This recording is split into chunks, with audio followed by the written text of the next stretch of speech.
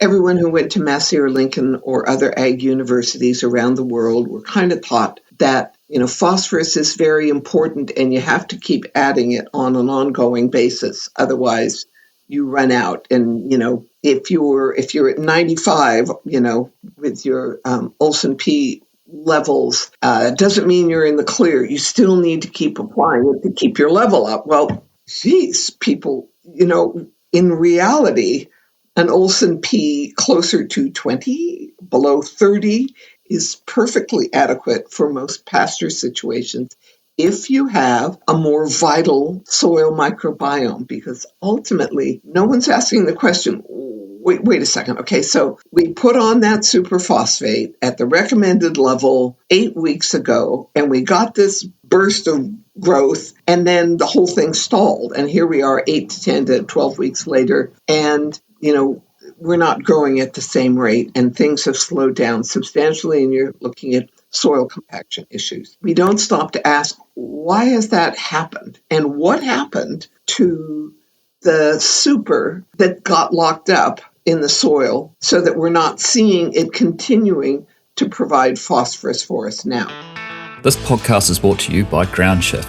If you're anything like me, you've probably realised that doing things the way they've always been done doesn't always lead to better outcomes on farm. And that's where GroundShift comes in. GroundShift is all about helping farmers rethink the way that they approach their soils, the inputs into their system, and improving their overall farm system performance.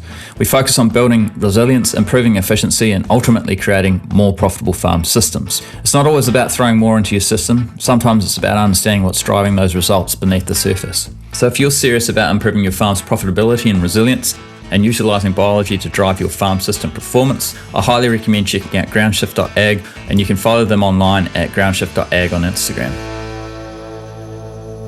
Welcome to another episode of From the Soil Up podcast. Today's special guest is Phyllis Tichinin from True Health Limited.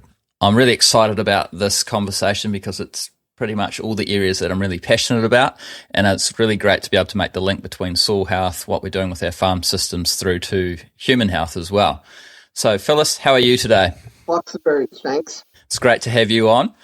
So first of all, Phyllis, what role do farmers play as health professionals in society? Farmers, I view as the most important health professionals because they're at the foundation of society and health, which is our soil and what we grow in our pastures and in our cultivated fields. They ultimately determine, through their actions, through their soil fertility programs, through their treatment of that precious soil, and their caring for the animals and crops. They are what create the nutrient density, the vitamin and mineral content of our food, everybody's food, that enables us to be healthy, clear thinking, altruistic, switched on, and basically to run a society that is just. And without that, you have civilization collapse. Where soils collapse, civilizations collapse. It's a very common repeating pattern in history. Yeah, that's a great point. And we do see that throughout history for, hundreds of years. So how much do you think modern agriculture, based on the way we are kind of practicing it now, has diluted the traditional nutritional value of the food we're eating today? At least half. Okay, just slight expansion on that. From a historical perspective, there were writers from the 1860s onwards in Europe and the U.S. talking about their concern about the decline in soil fertility or crop yield. That was, sort of accelerated in the 1880s. We had, people doing that experiment to, you burn plants, you figure out you analyze the ash, what's in the plants, there's NPK and there's forgetting the trace minerals. And gradually our understanding of how important minerals are for forming tissue in plants in particular, but clearly in animals after that, became more and more to the fore. And then in the 1910s and 20s, had a series of researchers raising alarms, even to the point of huge, tomes being read into the congressional record in the United States, saying we have a serious social problem with increasing levels of disease or crooked teeth or juvenile delinquency was a big topic back then. Why are our youth going off the rails? So the last three generations are not the only ones going off the rails, so to speak. And a real burst of research about what's causing all of this obvious decline in our mental capacity, our face structure, our teeth health, lots of good longer term, well thought out science experiments like the Weston A. Price research over 10 years in 14 different places on the planet. Those kinds of longer term studies tend not to be happening, but they were the ones that really highlighted that we are having mineral deficiencies, increasing mineral drops in mineral levels and vitamin levels in our food basket. And in the 1930s, the U.S. Department of Agriculture, and I'm pretty sure people in research institutes in Europe were doing those studies. And the USDA has taken readings of the U.S. food basket since the 1930s, every year, analyzing how much copper, how much manganese, what's the vitamin A levels. And there's a chart that Arden Anderson developed that simply went from 1930 to the early 90s. And in that chart alone, we were seeing, for example, 60% drops in copper, 40% drops in manganese across the board on an ongoing basis. And research since then has indicated that it's not getting any better.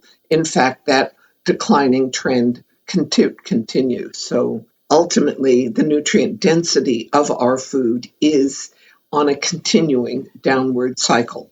Almost all of that is laid to the foot of the way we're farming.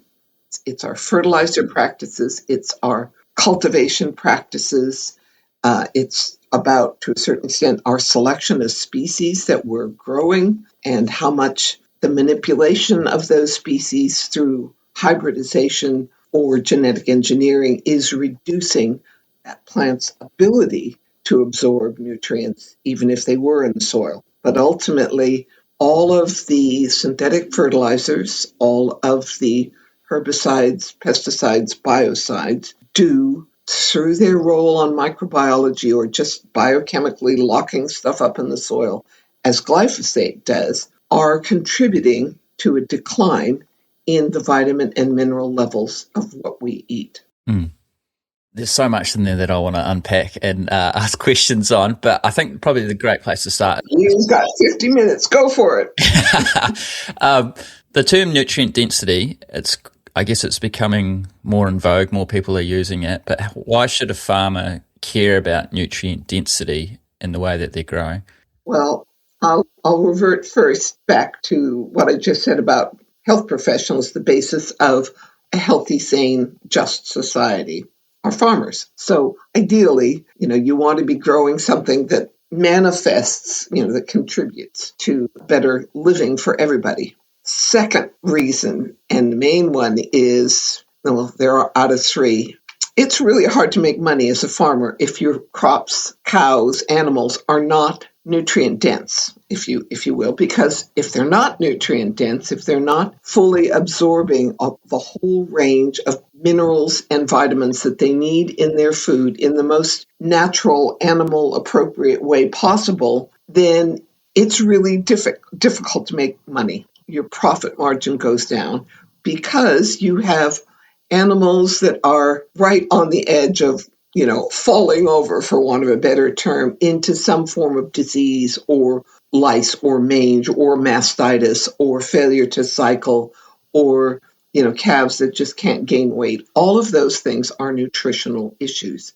And if there's not the nutrient density in the grass, for example, that you're feeding them or whatever crop, they are going to be on that knife point edge between, looking okay and growing okay, but actually this far away from requiring some intervention. In dairying, those interventions get really expensive. We don't tend to see them so much in, sheep and beef and grazing, but all worm burden, all failure to cycle, all, falling over, all fly strike is ultimately a manifestation of inappropriate, inadequate, unbalanced nutrition. Okay, now that's why you want to care, because that's your job as a farmer. You have the trust of society to farm in such a way that nourishes us fully. Okay. Second one is it's not a happy place to be a farmer if your animals are always on that health knife edge. Okay. Literally, animals that are healthy, cows in particular, have a different aura. They shine. Okay. They're calm. They're approachable. They're clearly happy. They have enough energy to kick up their heels and run around at dusk. There are signs on cows, at least, through their hair coat where you can tell whether or not their organs are fully nourished and functioning. So nutrient density is super important because it allows you to be a happy, profitable farmer. And ultimately, if you aren't producing nutrient-dense food, then the ecosystem you're subsumed in as a farmer, your farm ecosystem, also is not healthy, because there's something amiss with your soils or your management practices if you're not getting the full nutrient density in your plants that are then going into your animals. Ultimately, this is why I bang on about every farmer should have a refractometer or a Brix meter and be using that, at least weekly to know whether or not they are moving towards nutrient density. And the final reason is when you have nutrient density, for example, in your crops, in your wheat crop or your canola crop or pastures, those organisms, your plants, your animals, will not experience pests or disease pressure of any appreciable amount. Yeah, they might nibble on the leaf, or they might have, a few worms, but ultimately it's nutrient density and a truly healthy tissue that repels, so to speak, let's take that broadly, insects and parasites and disease. You get your pasture or your food Brix above 12, 24/7, insect and disease pressure in plants drops off to inconsequential. Go into that more. I think it is important. It's a very connecting sort of concept and a kind of a mind-bending story about who's paying for this research and what did they find. Absolutely. So before we get into this a little bit deeper, can you give everyone a bit of an introduction on who you are and how you've got to where you are today? Okay, so I was born in California, raised in the Santa Clara Valley, which had 32-foot A-horizon fine sandy loam on the 40th parallel with beautiful water and an amazing climate. It was the fruit bowl of the United States. Pears, apricots, peaches, strawberries, peppers, prunes, you name it. That place could grow anything. It was a wonderful place to grow up, but from the time I was about 4 or 5 onwards, I noticed, as we drive from where I grew up in Morgan Hill into San Jose, there were all these cherry orchards being bulldozed over. And the next Sunday when we drove to church, those would all be burning piles of gigantic cherries that my father would say, it would take 12 men to put their arms around the size of those cherry trees. Amazing cropping. And then the next Sunday drive by, they would be bulldozing, and the next one they would be laying foundations for hundreds and thousands of acres of houses, ticky-tacky houses in San Jose. And seeing as my father was the University of California Ag Extension Specialist in deciduous fruits and nuts, in my child's mind, those were his orchards. It was his responsibility to care for those orchards and to consult and assist those farmers. And it really, you talk about childhood formative experiences. From that point on, I felt, depressed, decimated, shocked at the fate of those trees. And as I got older, I kept wondering, we've put all this amazing soil under concrete. If we needed it, could we get it back? Would it come back? could we revitalize that soil if we whipped off all those houses? Would it forgive us and come back and be that paradise again? And that did kind of drive me to do a soil science degree at Davis and major in environmental planning and management and soils. So I ended up marrying a Kiwi that I met at University of California, who was Davis, who was also doing an ecological PhD in pesticide regulation.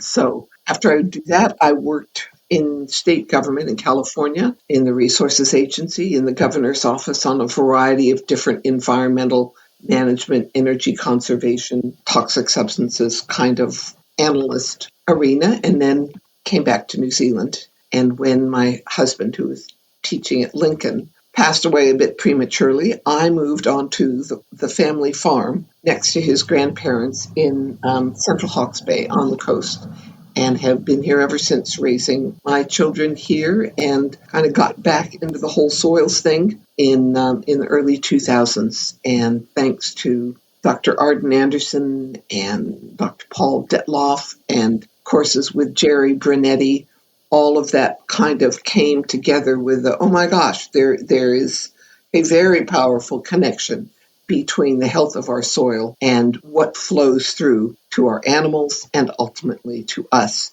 And if we do it well, we can enrich not only ourselves health-wise and profit-wise, but we can come into better balance, understanding that horrible word, sustainability, in our ecosystem as well. Because ultimately, the ecosystem that we are in on this planet or on our farms or even in our backyards, we are not separate from that. It impacts us all the time at every level, not just with nutrition, but with radiation, with water quality, with what we're breathing, what we're inhaling, all of those epigenetic effects, beyond genetics, the effects of our environment.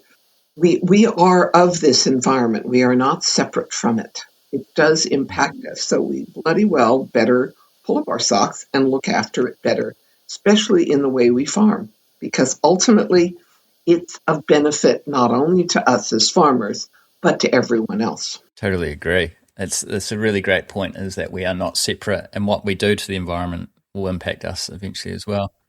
What we do to the environment, we do to ourselves. So, yeah. I mean, you really want to be consuming that pesticide or that chemical or drinking, that bottle of V or Mother or whatever, with all of the toxins that are in there. Ultimately, it does come back to bite us in the bum. I'm very jealous that you got to do courses with Jerry Brunetti. He's probably one of my main inspirations. I'm just starting to reread his book again. Yeah, that is an amazing book. Farmer's Ecosystem, really worthwhile. You got to eat it in small pieces sometimes and chew it a lot and go back and, ruminate on it. But he has a wonderful way with words. And there are lots of people out there who want to access Acres USA, for example, podcasts. I know that they are available through Acres, and I highly recommend them. He, as a veterinarian, branched out quite a bit into that whole theme of nutrient density and balance and how our way of eating impacts our health. As someone who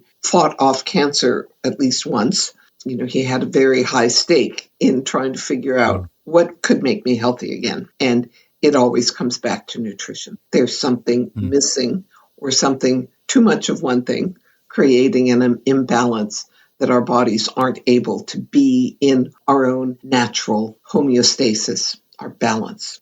So I guess what really is important here is that the way in which food is grown really translates through to that nutritional quality. So where do you see, I guess, with agriculture at the moment, that chain is breaking down the most and there's a real lack of understanding? Well, starting at the top, it comes back to what I just said about this notion that we carry that we are separate from the environment that we're in. And, it really doesn't matter kind of what we do, because that's just out there. That's the environment. And we're here and we're taking action. We're in control. We're a separate entity. We're not just in this environment. We are of this environment. And there are very powerful, continuous feedback loops from the environment and the signals that it gives off that impact us. So once again, what you do comes back at you. So do something good, do something nourishing, do something that honors and understands the importance of the microbiome, for example, both the soil microbiome in the air, in the water, in our gut, on our skin, in our brain. It's all impacted, dictated, influenced by a host of microbial communities that we know, frankly, jack shit about. And you don't mess with systems where you only, if you're being optimistic, understand a tenth of the species and the interactions. Not wise. It's like nourish, observe,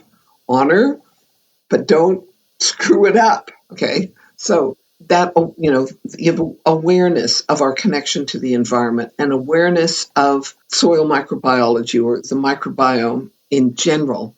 And then I think a major thing that we all need to do is understand that our current predominant go-to fertilizers, NPK, synthetic NPK, destroy microbes and lock up minerals so that it's really difficult to farm. You create your own addiction with NPK because it makes it impossible or very difficult to crop afterwards, after a couple of years, without continuing that. But that is what lowers the bricks of our plants, makes our plants and animals more susceptible to disease and insects. So first place I look is, turn off the tap. Stop doing the things that are most harmful. Find another way. And I think the biggest problem is, as farmers, our mindset has tended to be you follow the advice of your fertilizer company because they're your fertilizer company. You own shares in them. And therefore, you get a rebate if you buy fertilizer.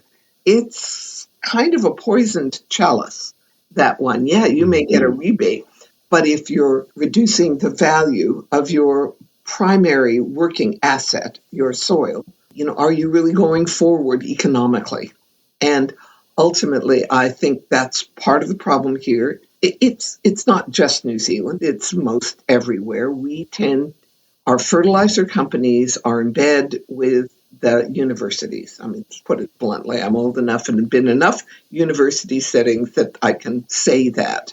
The advice that they're getting is tainted. It has a strictly simplistic chemical orientation, and it really has not caught up with the research over the last 50 or 60 years that actually indicate that soils are perfectly capable of producing crops with minimal inputs, but with practices that are respectful of the microbiome and create diversity and minimize disruption, all of those regenerative principles, which are basically core ecological principles. So ultimately, in consulting, the first thing that's got to drop out of this system is the superphosphate or unbound phosphorus in any form. After that, reduce your nitrogen use by, if you really need it, don't put on, 80 kgs of dry urea after every round. Drop that down to 10 kgs, as a foliar in liquid with some humic acid and some trace minerals. You will find that grass growth improves, if you're putting it on in a fraction of the amount and as a foliar. That would be my first suggestion. And the other one is always look at your functional calcium to magnesium ratio and understand that for most of our soils, we've been using glyphosate on them at some stage, or we've burned out the fungal networks with the superphosphate. It's going to take some time to recover, but growing roots and focusing on, maximum solar panels soils can recover surprisingly quickly. We just need to turn off the chemical tap and adhere to those regenerative principles. And treat with skepticism, if not caution, anyone who's trying to sell you a single silver bullet in terms of a product. When it comes to agriculture and complex ecosystems, the key to recovery and productivity is diversity, species diversity, input diversity, diversity of practice, and lots of observation. But ultimately, that's why diversity is a core tenet of regenerative farming. You've got to have diversity in all aspects of what you're doing, not just inputs. You've raised a lot of very interesting points there. I'm not really sure which one to go after first, but we see predominantly, like a lot of our pastures here are obviously quite bacterially dominated, and there's quite a history of superphosphate across New Zealand. Do you think there is a link between that? Because we talk about mycorrhizal fungi, but as soon as you use superphosphate, obviously there's no way that it's going to do its job or be present. Is that kind of true for other fungal groups in the soil as well? Mm-hmm. It's not particularly selective. Who was it? Remember his name later. Anyway, made the analogy that when you put superphosphate on your soil, this stuff has a pH of 2 or less. It's an extremely strong acid, and it literally burns up the hyphae. It just frizzles them. It's non-discriminating. It's going to get all fungi, and it will kill many bacteria as well. So ultimately, it's the weedier species in the soil microbiome that tend to predominate, come back faster after we've kind of nuked the soil with, very high acids or very high alkaline synthetic fertilizers. So, word of caution on that. It's phosphorus. Everyone who went to Massey or Lincoln or other ag universities around the world were kind of taught that, phosphorus is very important and you have to keep adding it on an ongoing basis. Otherwise, you run out. And, if you're at 95, with your Olsen P levels, doesn't mean you're in the clear. You still need to keep applying it to keep your level up. Well, geez, people, in reality, an Olsen P closer to 20, below 30 is perfectly adequate for most pasture situations if you have a more vital soil microbiome, because ultimately no one's asking the question, wait a second. Okay, so we put on that superphosphate at the recommended level 8 weeks ago, and we got this burst of growth, and then the whole thing stalled. And here we are 8 to 10 to 12 weeks later, and, we're not growing at the same rate, and things have slowed down substantially, and you're looking at soil compaction issues. We don't stop to ask, why has that happened? And what happened to the super that got locked up in the soil so that we're not seeing it continuing to provide phosphorus for us now? We're seeing those red-tinged leaves that are indicative of a phosphorus deficiency. But I just put on the phosphorus 6 months ago. We just assume that's normal. It's not. And no one asks, what happened to that locked up phosphate? Well, it's showing up in those alarmingly high Olsen P levels. Okay, so it's stored in the soil. What we need to do, and the thing that mines that phosphorus and brings it out of lockup, is the soil microbiome, predominantly certain kinds of fungi and bacteria that solubilize that and extract that phosphorus, put it through the fungal networks, and deliver it to the plants so that we do get more consistent, phosphorus response. But ultimately, if you're continuously applying or annually applying a highly acidic fertilizer to your soil microbiome, you're continually knocking it backwards, and you will not be able to appropriately, naturally, gradually mine that phosphorus. And the other thing we don't remember is all soils on the planet, pretty much regardless of what their parent material is, have an average and pretty consistent across the planet mineral level or mineral profile or composition, okay?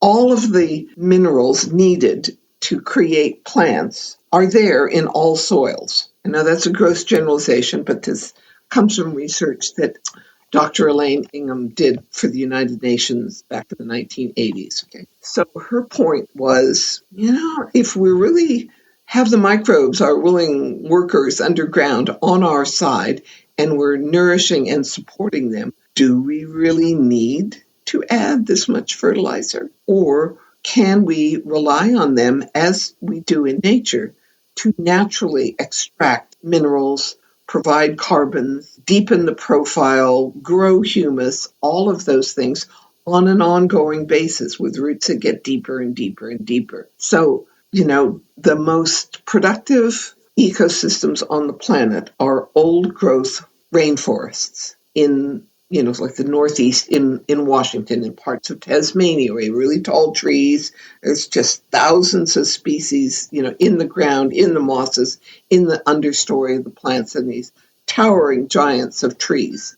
Hugely productive ecosystem. So how did all that happen? There was no fertilizer added. They were just progressively deepening their roots and extracting materials from the soil in a coordinated ecosystem fashion. I guess if someone was to start trying to improve their soil biology on their farm with the idea of trying to improve the nutrient density of, I guess, pasture, crop or livestock, they're pulling these detrimental fertilizers, synthetic fertilizers, or the chemicals out of the system. Do you have like a transition that you pull, or are you more of someone who likes to go the cold turkey front? Yes, it depends on your predilection for risk. Okay. Yeah. Some people be in their bonnet and just say, screw it, I'm going cold turkey. In which case, more power to your bow. However, it could be a little bit more stressful. And it would be a good idea to have some capital squirreled away there on the side that you can access in case you really need to support the system with fertilizer or, some restocking or whatever it is, because ultimately it can be, as they say, a shock to the system. Okay. The wheels will wobble for a while. Okay. With dairy farms, for example. And the same thing can be with sheep and beef, but clearly there's less fertilizer input into a sheep and beef farm, and there are fewer, animal health remedies, antibiotics, and other sorts of things complicating the picture. But, absolutely, all farmers can reduce by, I would say, 1/3 their NPK applications in a dairying situation. They can shift to using foliar fertilizers instead. They can, make sure that they're using some high carbohydrate buffer like humic or fulvic acid, that they're taking advantage of opportunities to add trace minerals in like cobalt or B12, selenium, boron, those kinds of things, which all New Zealand soils tend to need. Okay, and manganese is possibly something I'd add to that list, and copper. Okay, that's the basics. I don't advocate that people go cold turkey, and ultimately cold turkey in my book does not mean you do nothing. Mm-hmm. It's simply, that's organics by neglect or regenerative by neglect. But you understand what's actually happening with your soil. You may want to get a different kind of soil test. And just remember that all of those, the bars, of whether you're medium, high, low, or what have you on your magnesium, your calcium, any of your soil test minerals, those are one of two things. The average of what all the other farm results have come in the past, and where the bar gets put depends on what the fertilizer company provides to the lab as their guardrails or their averages, okay? So I was a little disillusioned when I found that out, that those results, those testing ranges do not necessarily represent what current science says or has said for the last 50 to 100 years plants actually need to be getting out of the soil. So once again, we have some degree of misinformation and manipulation. Yeah, definitely. So if someone's on track now and they're pulling these out, how would a farmer know that they're improving their nutrient density and what they're trying to grow? Is there signs that they can look out for? Absolutely. Two major ones. Start at the bottom, pull up a plant, look at the roots, okay? You should also be taking a spade with you wherever you go and digging a freaking hole. I mean, the number of farmers I know who, when I come onto their farm, or when I've been few times I have looked for a farm and went on to see, should I consider buying this farm, and brought a shovel with me, and they looked at me like, "Oh, what'd you bring that for?" So it's like, holy cow! Okay, so you've never actually looked at what's happening underground here? Well, this will be instructive. Dig a hole. What you're looking for is soil that smells, like a forest floor. You wouldn't mind holding your nose in it for a while. Shovel that goes easily down into the soil. No orangey rust spots in it. And roots that go down way beyond 30 centimeters, okay? 60 centimeters, 600 millimeters, a meter or beyond. You want to see roots as far down as you can. You want to see roots, ideally, that are kind of pearly white, not gray. When they're gray, they're dying. When they're pearly white, they are actively alive, functioning, and transporting water and minerals. Okay, they're vital. You want to see that white pearly root only if you shake it and very gently remove that velvety brown layer of soil, tiny little particles of soil that are clinging to the roots. Okay. And when you hold a plant up, it looks like Rastafarian hairdo. Okay.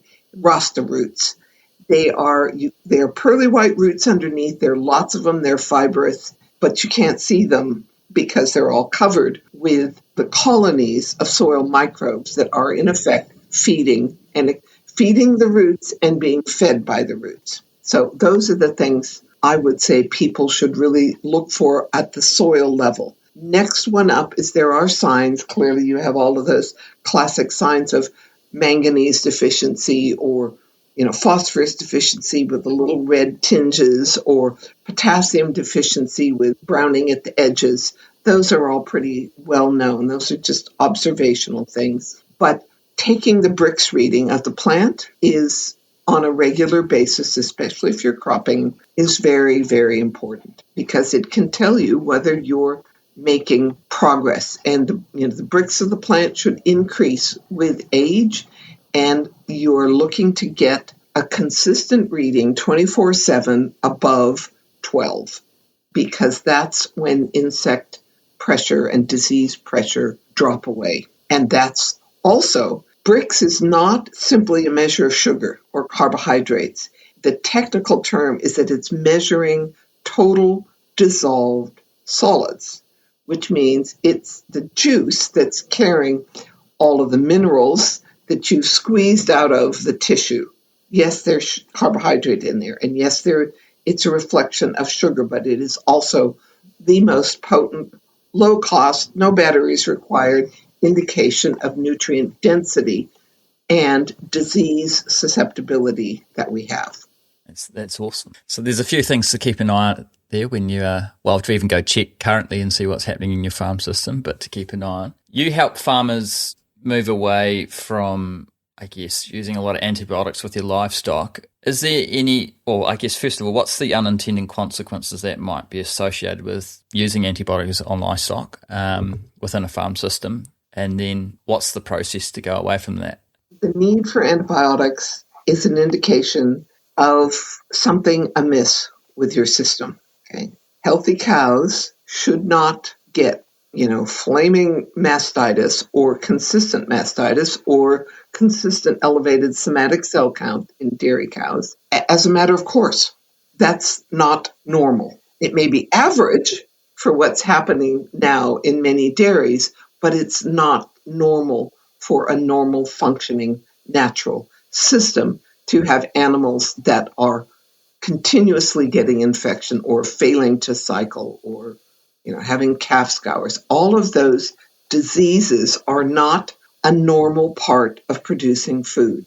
They're an indication that that our nutrition, our nutrient density, our mineral balance, or flat out the amount of food and the diversity of the food that we're providing our animals so that they can be healthy with all systems functioning, all hormones present, all microbiomes intact and diverse. So antibiotics are a manifestation that cow immune system is not able to cope with infective organisms, if you will, dirt, bacteria, coming into the teat or into the animal, okay?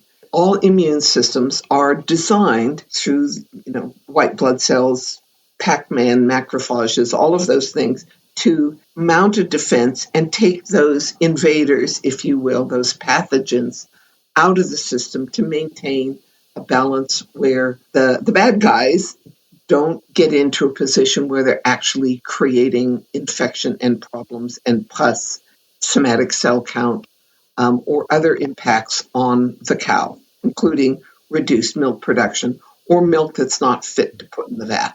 Okay, so always look for the nutritional issue behind any health issue is my advice. And with dairying, just once again, we have to freaking actually feed our cows enough. Many dairy farms are on, cows are on a controlled starvation, and that starts in the dry cow period when, we have this notion that, well, they're not producing, so they need less food. No, they're carrying a calf, and your future herd fertility and profit, they need more food. And won't go into any more detail, but nutrition, once again, is extremely important. So antibiotics are an indication that nutrition is inadequate for some reason. The downside is that, like with us, once you take an antibiotic, or you give an antibiotic to a cow, most farmers will acknowledge that cow tends to seem to need them again. Okay, it's a slippery slope. Part of the reason is that those antibiotics are antimicrobial. It varies from antibiotic to antibiotic, but generally, as a general statement, they are biocides. They kill biology, and they can be pretty indiscriminate in the way they do that. And they don't just kill them in the udder where the infection is, though they can move throughout the system, and they do alter the rumen microbiology. Okay, so when you give antibiotics, you are changing the populations in the rumen. That's important because it's the population of microbes in the rumen that determine what gets and how thoroughly any incoming feed gets digested. It determines what level of acids the food gets made into, what the butter content, what the butyric acid, again, content is, what the propionic content is. And as those acid proportions change, it does affect a whole bunch of other things in the cow's body beyond just the food sloshing around in the rumen. Okay, if we, for example, have animals that have had consistent antibiotics and their microbiome in their rumen is altered, and you're feeding them a lot of higher nitrogen, high nitrate feed, which is also low Brix, you will be unbalancing the rumen in combination with the antibiotics, and you will be forcing a change in the microbiology towards favoring methanogens, methane-generating microbes, okay? Methane emissions, okay? So that's something we want to try and move away from, but that's just one manifestation, one aspect of antibiotic use, what it can be associated with. The other interesting thing I mentioned is the milk qualities. Butterfat and milk quality decline when we use antibiotics, okay? Hence, we don't like to have antibiotics in the milk, in part because consumers don't like to be dosed with antibiotics, inadvertently if they don't want to, and also because when you have a lot of antibiotics in the milk, fermentation doesn't happen as well because fermentation is reliant on microbes. Okay, I'll just say one more thing there. Half a dozen other ones, but we'll stop there. That I found particularly disturbing was research that indicated that the female offspring, your replacement heifers, and as they become cows, when their mothers were given antibiotics, it altered the daughter's productivity. Okay, there wasn't any indication whether that extended for several generations, but ultimately something in the microbiome of the cow given antibiotics translates into an altered microbiome in the daughter. You don't want to do that. So No, that's no. one reason why antibiotics are not a good idea.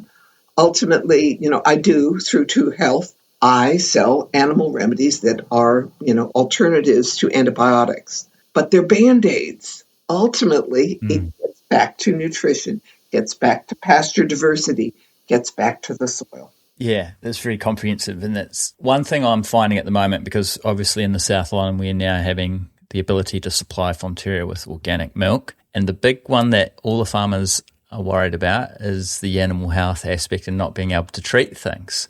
So with that in mind, what are some of the options? Obviously, the first one is try and fix the nutrition. And if you're going organic, you're going to have to use diversity in your species. But because of that, I guess if you have been treating cows with antibiotics, you're going to have some issues around immunity until the epigenetics kicks in over time. What are some options that people can use that are, I guess, the Band-Aids in the meantime? Make hay. Make good quality hay. Make hay in a way that it still has a green tinge in it. Don't make hay out of your shittiest pasture just because, just make hay. And then leave it in the field too long, poor drying practices. Hay is gold in the animal rumen. It helps create a floating mat, if you will, a rumen mat, that's the thing, so that it slows down the transit time, meaning the microbes have more time, more opportunity to more fully extract nutrients, minerals, fats, that sort of thing from the feed that comes in. It also provides a little coral reef in that floating ocean of rumen fluid for more aerobic type or facultative microbes that they can survive in water, so to speak, or no air conditions, but they like to breathe every once in a while. That's where a rumen mat comes in handy. They can crawl up on the relief, have a couple breaths, and then dive back in and do their job, in the rumen sea, so to speak. So hay is a really good one. You guys have an excellent haymaker there around Gore, Adrian Frey.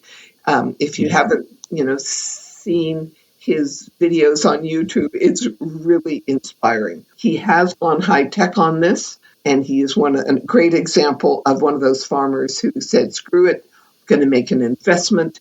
I'm going to do it old style. I am going to house my cows in winter to preserve my soils in this, pretty wet winters down there, wet, cold." He really makes it work. It's really profitable, and it's just very impressive what you can do when you make tremendously positive, hay, really top-notch hay. Okay, so other things you can do. Many farmers use homeopathics, okay? And many farmers will, roll their eyes and go, yeah, voodoo shit, okay? Not so fast, right? Homeopathics are based around energy and frequency. All living organisms run on electricity, so to speak. They have frequencies. So they talk about, the memory of water or living water that will hold frequencies. In effect, that's what it is. If you think this is just totally off the scale, I think I'm old enough to say this, grow up, get a life. You don't know everything, just because you haven't heard of it doesn't mean it doesn't exist, or that it can't be utilized, or that it's not an important concept for you to understand. I'm not suggesting you have to jump into homeopathics, but don't diss it. Other people use it and swear by it, so pay attention to that, okay? I do not use homeopathics on the products that I provide, but I do use them, in other aspects of my life, and I encourage farmers, if you can make it work with homeopathics, it's less expensive than what I sell. So if you can make it work, that's the gold standard. Great. Do it. that aside, what I provide are plant extract. Okay, so in some instances, they're the same basic material or plant as is used in homeopathics, but it's not diluted. It's not successed. Okay, it's not successively diluted into a very dilute but concentrated energy hit in homeopathy was what homeopathics provide. So with plant extracts, you can smell it, you can taste it, you can feel it on your tongue if it's hot, for example, like garlic extract or cayenne extract. You will know, that it's there. Okay. So Dr. Paul Detloff, who was my mentor, asked me to bring his animal dairy, mostly, remedies that he developed over the previous 20 or 30 years, back in 2010, if I would bring his remedies to New Zealand to provide more tools in the toolbox for organic dairy farmers. So I did that. And yes, there are 5 or 6 or 7 specifically mastitis remedies that I sell that are immune system, boosters that help enhance natural immunological function and recovery function in cows. That is all I am allowed to say in print or on the air, that these plant extracts enhance, return to normal function and balance in animal systems. I also have hundreds of customers who are very pleased with the results. Okay. It is more involved than just giving them a jab or shoving something up the teat. That's the purview of the pharmaceutical industry. They jump through the hoops with MPI to allow those kind of applications. Once again, though, those synthetic forcing chemicals come with a cost. And one of the costs is the ones I mentioned. But in the process of the New Zealand Veterinary Association coming to the party with agreeing to reduce antibiotic use in production animals, I think the goal is by 2030 there should be no antibiotics in production animals. Instead of antibiotics, and luckily there is more testing on farm for it to actually be able to determine, well, what infection have you got and which antibiotic should I use for that infection? And is this infection treatable with antibiotics at all, like Staph aureus, for the most part, not treatable.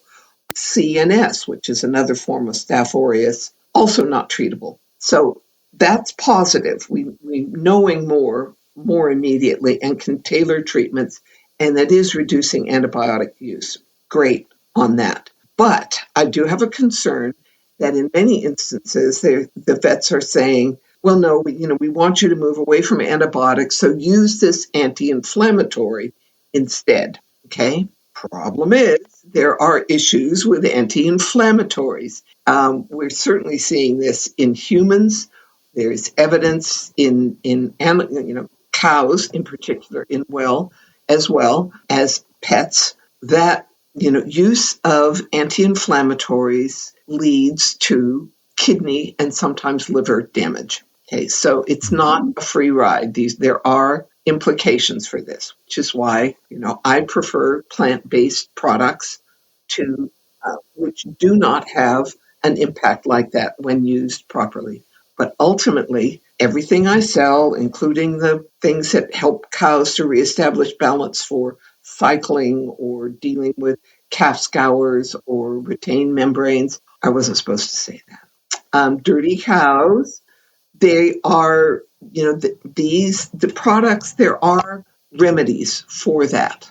But once again, look at your system. Why is my cow predisposed to getting these? Why isn't she able to fight them off? And ultimately, it does come back to nutrition. Let's change the tact on nutrition. You're a big, strong advocate for grass-fed animal fats, so butter, tallow, and lard. Why are these so important? Why do you think they've been somewhat demonized? Because most people are scared of butter and having lots of it. I will try to keep this short, but it's really big. Okay. Yeah. So it comes back to what I said. Maybe we didn't record that part. Our physiology, our bodies, our metabolism, the way we digest food, think, all of that is, the 99.8% governed or formed towards the end of the Ice Age. We are Paleolithic eaters. Our bodies reflect that. And what there was to eat during the Paleolithic, when our genetic, actual body form and functioning was, coalesced into us. They had woolly mammoths. Part of the year, they had really bitter herbs and some roots. In parts of summer, they might be lucky enough to get some berries.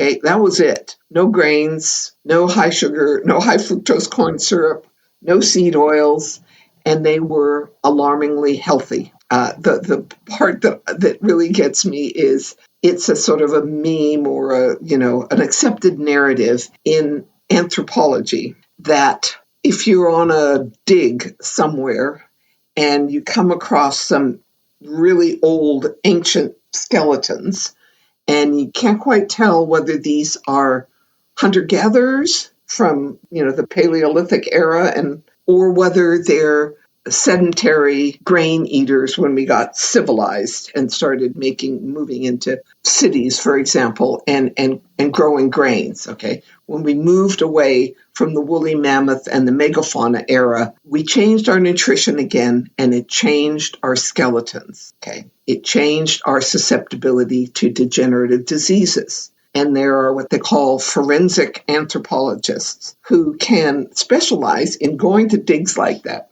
and looking down and, okay, what's the measurement of this and the other thing? And they can, within minutes, tell whether or not this was a Paleolithic hunter-gatherer or whether this was someone who was civilized. Because in the civilized skeleton, the skull is smaller, the face is narrower, the bone density is less, and they're shorter, and there's more evidence of degenerative disease. They can tell, whether they had arthritis, for example.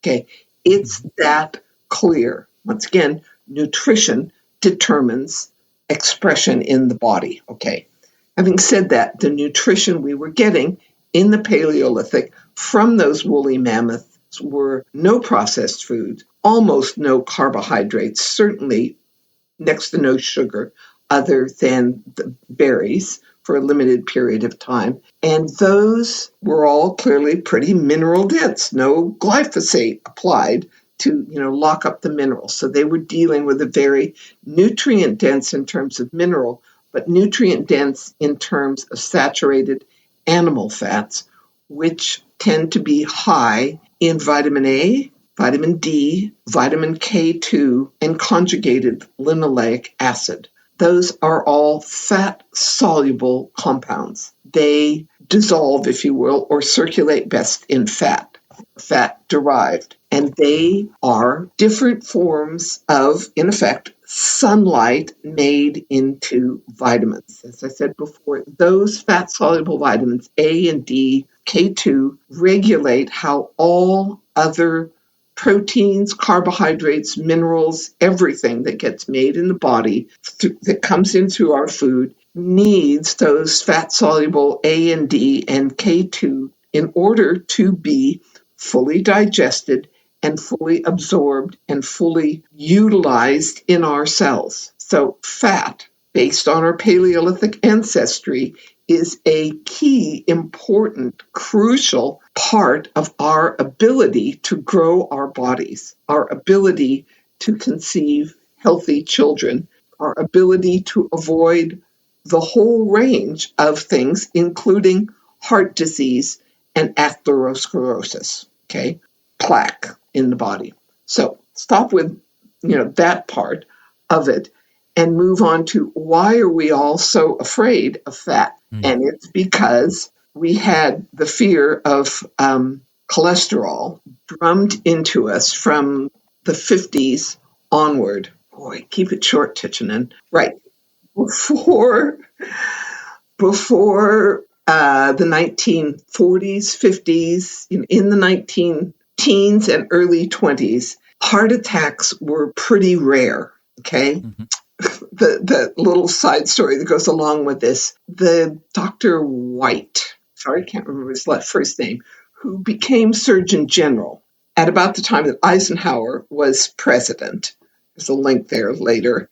He had gone to Germany after he graduated from American medical school, gone to Germany, and came back very excited with an example of an electrocardiogram. So a heart monitor, which we would call now. You hook yourself up, you put the little pads, and you see what electrical impulses, again, are coming from your heart. Okay. He thought that was just an amazing device that we could, would be helpful to medicine in the United States. So he took it back to, I think it was Harvard Med School, and said, look what I found in Germany. And he said, well, what does it do? Well, it monitors heart rhythms and we can use it to predict heart attacks. And his medical school teachers basically said, White, go get something that's actually useful. We don't have enough heart attacks to actually make this a useful device. Just, go do something else. So later on, when he has now become Surgeon General and Eisenhower, president at the time, has at least one very serious heart attack, it wakes up the whole U.S. population to, oh my God, the leader of the country has a heart attack. And, oh, that's right, I remember Uncle so-and-so recently died of a heart attack.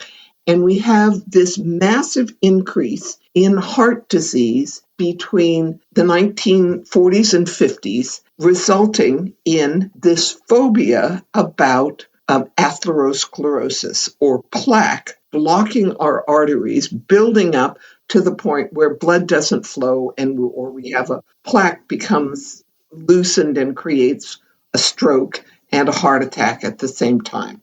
So this was a big concern. It was wow, something is happening with our health and we need to do something about it. So there was lots of research, always a good incentive for scientists to come up with their own novel hypothesis about what's actually causing this high-profile problem. What the person who floated to the top of that sea of researchers trying to come to what's causing heart disease was a biochemist named Ancel Keys, who was known for creating the K rations, I think it stood for key, which were the little packets of tinned food that he developed as a full nutrition for the troops in World War II. Problem is, he got it wrong. He manipulated the information. He cherry-picked the data, and he was a notorious empire building and bully. The result was everyone thought, yeah, you're right. It's saturated animal fat creating the plaque in our arteries because they are kind of fatty. When you pull them out and you analyze them, they're like kidney lard or something like that. They're definitely fatty. So it must be all the fat we're putting in our diet, because we used to eat, 3 strips of bacon and a couple of eggs, and hash browns cooked in tallow or pork fat or steak, or you name it, high fat, saturated animal fat, breakfast, lunch, and dinner. So it must be the fat, so we all need to go on a low-fat diet. The result was we have all become vitamin A, vitamin D, vitamin K2 deficient, and that manifests itself in poor absorbed nutrition on a plane where all of the food we're eating is already losing minerals as we go on. The massive prescription of statins to shut down cholesterol production or diminish cholesterol production in our bodies, which is a pathway to tremendous amounts of other problems, because our hormones are made out of cholesterol, all of them, regardless of sex. As I said, we need these fat-soluble vitamins that are carried by cholesterol to digest all of our food. Our fertility is in large part impacted by fat-soluble vitamins. Our brain is made mostly of cholesterol, of one thing, and cholesterol is a natural Band-Aid to any abrasion or inflammation or skin problem throughout our bodies. I'll come back to that later. Plus, We need cholesterol in adequate amounts to be able to produce vitamin D on our skin. It produces both vitamin D and another really important substance that helps regulate the thickness or thinness of our blood, cholesterol sulfate. So we need to be getting more sunshine, full stop. We need to be producing more vitamin D, and we need cholesterol to do that. The use of statins. This is not medical advice. This is just someone who's fairly well informed about the impacts of statins. But a statin is the last thing I would ever put into my body because we need cholesterol. There are hundreds of studies, including some very prestigious long-term studies that indicate cholesterol is not associated with atherosclerosis. Cholesterol levels do not cause plaque.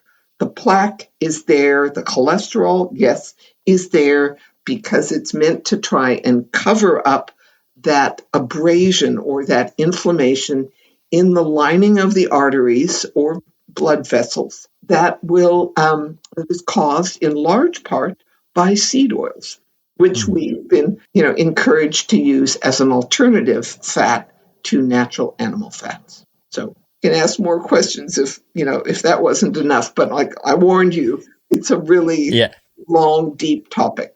Oh, definitely. It's a topic in itself. Even with just our fats from an animals, what's the difference between, say, a grass-fed, fat-fed animal and then, something that may be fed through grains? Like we obviously can see the colour difference. How does that translate to on the health kind of spectrum? The colour being more yellowish is a result of the increased vitamin A content and vitamin D to a certain extent. And the reason it's orange like that is that vitamin A is created by microbes in the udder and in the rumen from beta-carotene, okay, which beta-carotene is a precursor to vitamin A. They do not do the same thing. Vitamin A, in order to be fully usable in our bodies, beta-carotene has to be converted to vitamin A. That's a topic in and of itself. But what happens is beta-carotene is produced in the plant. It's part of what makes plants green, even though the color ends up being orange, and that's a physics lecture that we won't go into. But it's green growing grass, and green grass going into the rumen that ends up creating the vitamin A ultimately, and the vitamin D and the vitamin K2 and the conjugated linoleic acid that are key health-giving components of saturated animal fat. Now, there are differences. For example, pork has not so much vitamin A, but a lot of vitamin D if it's been out in the sunshine. Once again, there's a connection here between the creation of vitamin D and the presence of sunlight. Have to have it if you're going to create vitamin D. Vitamin A is more prevalent in cow's milk, sheep's milk, camel milk, buffalo milk. They all have varying levels, but ultimately the level of vitamin A and those other fat-soluble components, and I do want to mention conjugated linoleic acid, but I'll get that in a second. Those levels of those incredibly crucial fat-soluble vitamins is dependent upon their pasturage being green, fresh, at least a big component of it, and being diverse. Okay, if you're not eating green, you're going to have white butter, you're going to have white fat, when ultimately you're eating that steak for its fat content. That's where the flavor is, that's where the succulentness is, and that's where the real needed fat-soluble vitamins are. So eat your fat. Now, conjugated linoleic acid is a complex fat-soluble compound molecule that is especially prevalent or higher when you have really diverse pastures, okay? Turns out that this conjugated linoleic acid is acknowledged to be the most powerful preventer of cancer that we know of, and we cannot synthesize it. It happens as a result of, wait for it, molecular biohydrogenation, okay? Or it happens through microbes, Okay, it's microbes hydrogenating, forcing, in effect, so whizzing around fats to make these particularly complex fat-soluble vitamins. So you want to be drinking as much double cream as you can stand, having, a quarter to half a cup of butter a day, valuing pork fat, cooking in tallow, and going to your cupboard immediately and removing the canola, the rice bran. The only thing that should be left in there that's a liquid fat is coconut oil and olive oil, and maybe if you're getting really woo-wah, avocado and hazelnut. But ultimately, anything that's a pressed, processed seed oil is bad juju. It is literally deteriorating your cell wall, and you really need an intact cell membrane for anything else to work well. And don't panic. It will take 3 to 4 years to get that shit out of your cells, but you will notice a difference. Gradually, you will get better, and inflammation will definitely drop off. Very interesting. So with that kind of framing in the background, for me, this is how my brain works. And us as New Zealand farmers, we're pretty well equipped with the way our systems are set up to create or market nutrient-dense and grass-fed products to the world from that health point of view. Obviously, we need to make some switches around the diversity and bringing that into the systems and some tweaks. But for me, I just see it as such a massive opportunity here. So how do we kind of capitalize on that? Is it a switch around at the farm level, or is it kind of levels all the way through to supply chain as well? And this is top level stuff. Mm-hmm. Pay attention to what is happening in the United States with the MAHA movement, the Make America Healthy Again. That is, exemplified with what Secretary Robert F. Kennedy Jr. is doing with Health and Human Services and getting the synthetic dyes out of children's cereal and every place else. They are moving on all of these things. They're starting to say, okay, well, we should be definitely getting rid of all the seed oils. They're bringing back, animal fat is good for you. Eat more butter.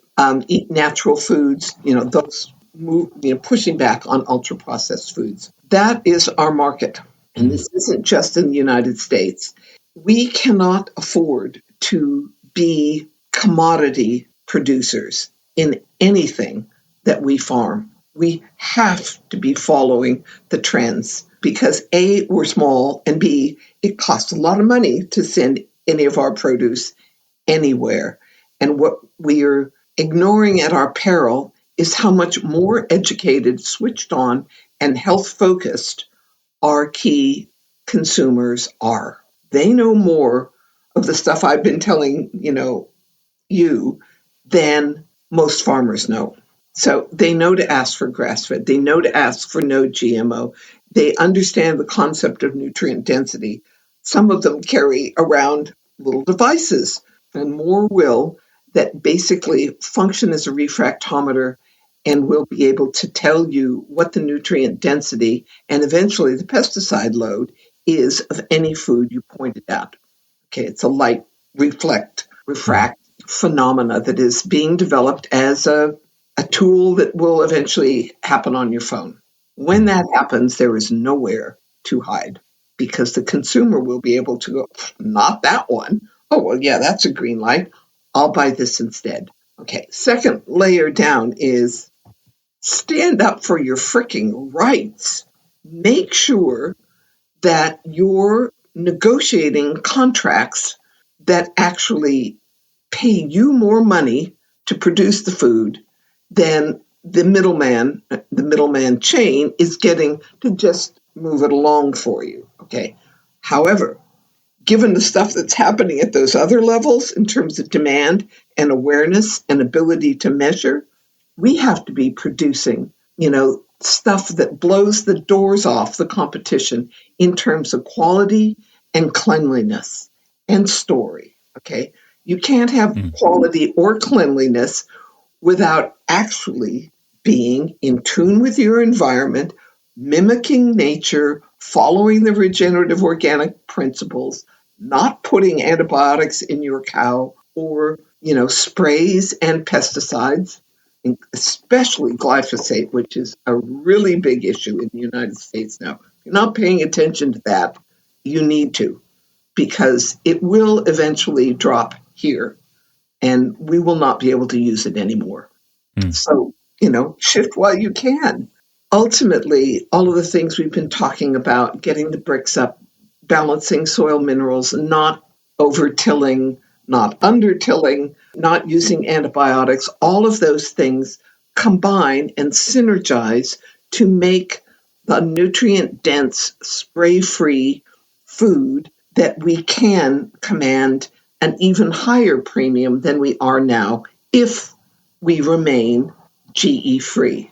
I think we underestimate how much more aware and how strong the opposition is in the United States. The fastest growing and the largest label, I think it's a bit of a racket, but it's an indicator of food labeling in the United States is the non-GMO project. And that basically, food suppliers will pay the non-GMO project to certify. It's really just a checklist, but it's important because that's what people are looking for. So, tell your local representative that the gene tech bill is economic suicide.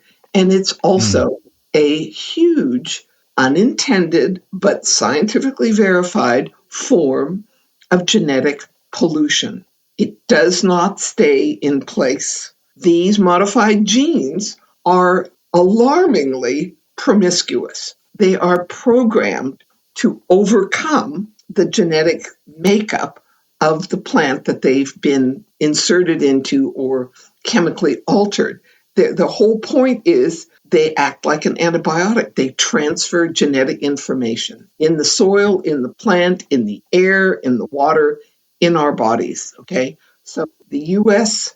and other top consumers do not want a bar of this. We'd be stupid to the nth degree to do this. And there's no point in sacrificing New Zealand farmers so that New Zealand scientists can have a continued trough of research, grants, and potential patents. Because that's what it boils down to. We have to change the way we fund research in New Zealand. Otherwise, we're going to continue to have our scientists pushing for genetic engineering because that's all that's being funded in our CRIs now. That's what innovation means. It means something you can patent. And you don't get that unless you're using genetic engineering these days. So bad disconnect. Yeah, I totally agree. And I'm not sure it's definitely not being talked about enough in New Zealand at the farming level. And no one can actually tell you what solution they're trying to solve with it or like what problem that we can't actually do. So it should be, I think farmers need to be a lot louder about this because it is, as you say, economic suicide. All our markets that we're trying to sell these premiums into do not want it. And if you're one of the remaining few countries in the world that don't have GMOs or gene-edited crops, then that's actually a market difference. And if you're a marketer, you sell a market difference. I mean, there's nobody out there lining up, pay us more of a premium for GE. It's quite the opposite. This is madness. This is self-serving pressure by venture capitalists who are trying to sell genetic engineering in whatever form to a world awash in investment money because we've had the printing presses going, burning themselves out in the basement of our various parliaments and treasuries around the world. It's an investment Ponzi scheme. When you look at the outcome of what's actually come from genetic engineering over the last 50 years, we have 3 or 4 major crops and the yields are down, the pollution is up. Really the only traits we've been able to, create are inserting the ability to create an insecticide and to resist the herbicide glyphosate. That's it. That's not an advantage to farmers. That's more profit for the chemical companies. So not a good look. No, not a good look. Just to finish up, what would agriculture look like if we actually started paying the farmers to produce health rather than just yield, which is kind of where we're at right now? Well, I think if we keep focusing on yield as opposed to a razor, laser sharp focus on quality, we will shoot ourselves in the foot because we cannot, although it may look like it's working now, exporting gigantic strawberries that are tasteless it's not going to work much longer, okay? Or exporting kiwi fruit that really don't have the Brix levels or the sugar or the tissue integrity to withstand that much transport and that much storage and still look and taste good and command a premium.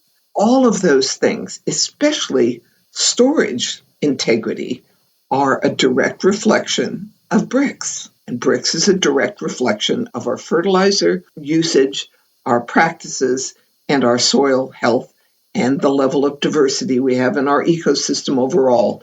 Unless we're paying attention to that and can really lift our game on that and measure it and invite people to measure it, we are doomed to be a second-rate country. Because as fuel costs increase, we're going to have to command more of a premium to make it worthwhile exporting it. This is why we should say adios to paying for milk solids based on protein content. We should be paying for high quality, measurable vitamin A, vitamin D, vitamin K2, conjugated linoleic acid, and send really clear signals to our farmers that you have to be producing at this high level in order to get a premium. Or maybe we won't accept your milk at all, because ultimately we have to be charging more for what we create. But in order to do that, we have to satisfy the market. We're becoming much more savvy and are going to be able to measure all of this stuff. And I can see, so that's the bad we want to avoid. The good we want to move towards is what I hear, first off, from nearly every single farmer who has converted to a more biological, regenerative, organic system. They say, farming is fun again. I'm enjoying it. I love observing it. The cows seem happier.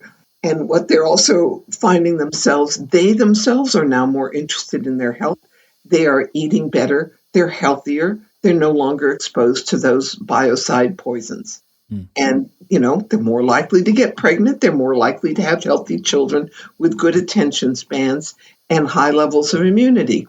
All of those things are related to nutrition and to fat-soluble vitamin content of our food.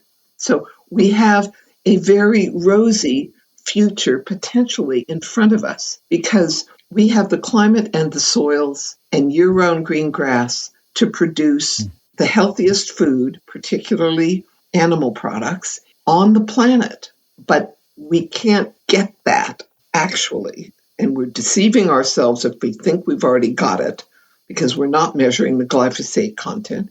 We're not measuring the mineral density or the flavor profiles in most of the food we produce. And we should be, because that's what's going to start happening overseas. Consumers will be able to do that, and they will vote with their dollars. I agree, and it'll probably come around faster than people think. So to They're finish like up, AI is going to creep right up on us faster than we think. Yeah, absolutely. So to finish up, I ask all my guests the same one question, which is, what's one belief or principle that keeps you grounded no matter what season you're in?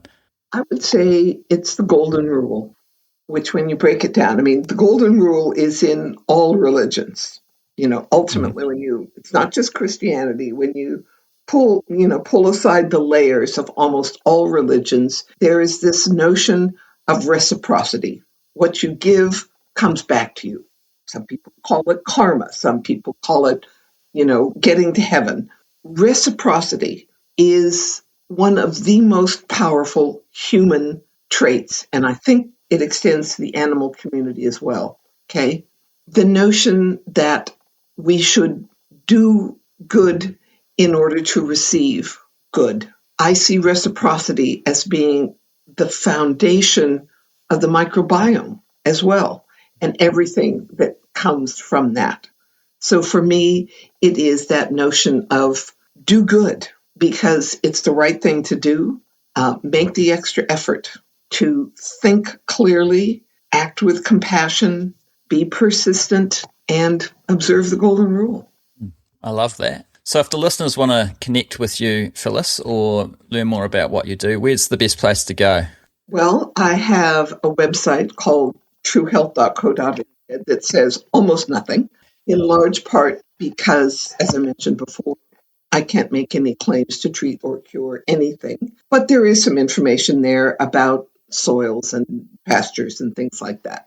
The best way is probably to email me at info@truehealth.co.nz. Happy to converse with people and help dairy farmers in particular over their concerns about conversion to organics. I mean, the bottom line is hundreds of New Zealand farmers before them have made it work, are happier, have healthy cows, and are laughing all the way to the bank. So why not them? This can be done. Absolutely. Well, thank you very much for your time today, Phyllis. I will put your link to your website down below. But I really appreciated this chat. I could have probably kept going for another couple of hours because this is some of my favourite topics and you've got a massive wealth of knowledge. So I really appreciate you coming on today and sharing that with everyone. My pleasure. Thanks for asking me.